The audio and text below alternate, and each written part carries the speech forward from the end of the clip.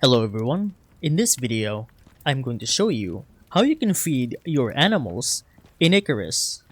Now, if you have tamed your animals or in the process of taming your said animals, like say your very own Tyrannus as your mount or some wolves as your pet to help you with fighting enemies. Now, a way to feed them is to get their desired food. For example, a Tyrannus is an omnivore and a wolf is a carnivore.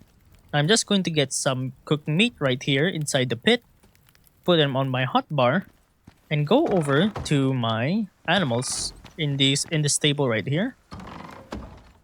And then make sure I have the meat equipped. And as you can see here, one of my horses is at 78% hunger. Now, on the bottom right, you can see a input for right click to feed my mount. So let me just press right click now. And as you can see, the hunger points for my amount right here has increased to 100%.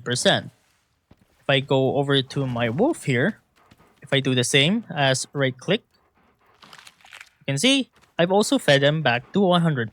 And that's about it on how to feed your animals in Icarus.